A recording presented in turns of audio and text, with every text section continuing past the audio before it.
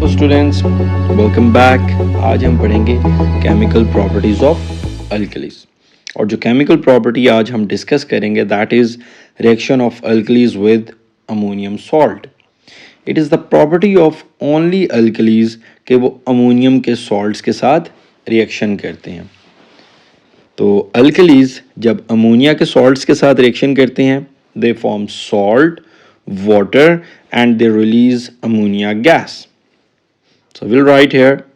Okay, so alkalis react with ammonium salt to form salt, water, and ammonia gas. The word equation and general equation for this reaction will be alkalis react with ammonium salt, they form salt, water, and ammonia. For example, okay, so calcium hydroxide when react with ammonium chloride, it will form calcium chloride, which is a salt, and it will form water and it will release ammonia gas. We'll write the chemical equation. So calcium hydroxide when react with ammonium chloride, it will form calcium chloride plus water and it will release ammonia gas. So calcium hydroxide जब ammonium chloride के साथ reaction करता है, it will form calcium chloride plus water and ammonia. So at the end of this reaction we can simply say कि जो alkalis हैं वो अगर अमोनियम सॉल्ट्स के साथ रिएक्शन करेंगी तो इसमें से अमोनिया गैस को बाहर निकाल देती हैं, अमोनिया गैस को रिलीज कर देती हैं. So that is why we get the ammonia gas. ठीक है. So this is the property of alkali and it is only the property of alkali that it react with salts. So test for ammonia gas. जो इसका test है वो ये है कि place a damp red litmus paper on the mouth of the test tube, कि वो जगह या टेस्ट ट्यूब जहाँ से अमोनिया गैस रिलीज हो रही है उसके ऊपर एक वेट रेड लिटमस पेपर रखें.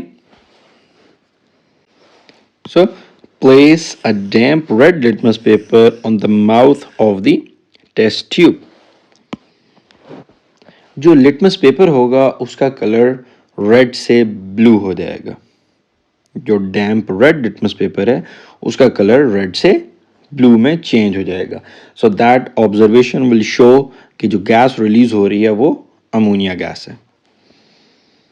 ओके, सो अब लास्ट प्रॉपर्टी की तरफ चलते हैं. That is alkali also react with salt. जो मेटल के सॉल्ट होते हैं उनके साथ रिएक्शन करती है. So we'll write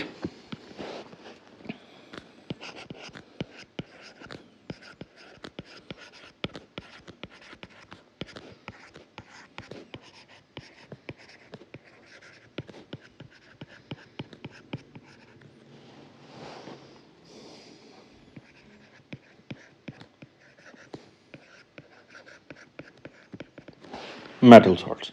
So reactions of alkali with metal salt. इसमें हम डायरेक्टली एग्जाम्पल से स्टार्ट करते हैं कि सोडियम हाइड्रोक्साइड अगर आयरन 2 सल्फेट के साथ रिएक्शन करता है तो we will see what will happen. So sodium hydroxide when react with iron 2 sulfate, it forms sodium sulfate and iron 2 hydroxide. So let's write the chemical equation. If we observe this reaction तो we will see कि sodium ने actually iron की जगह ले लिया. कुछ और बिल्कुल भी नहीं हुआ, सिर्फ क्या हुआ, आयरन यहाँ पर सोडियम की जगह पे आ गया और सोडियम आयरन की जगह पे आ गया. So that is why sodium will form sodium sulphate जबकि iron will form iron hydroxide. So once again I will explain. Iron will displace sodium and sodium will displace iron. That is why this reaction is also known as double displacement reaction. तो हम यहाँ लिखेंगे if sodium hydroxide is aqueous, this is aqueous and this is solid. This is very very important. ये जो solid हमारे पास आया है actually जो ट्रांजिशन मेटल होते हैं उनके जो हाइड्रोक्साइड होते हैं they are insoluble in water. So if they are insoluble in water, so they gives us some precipitates.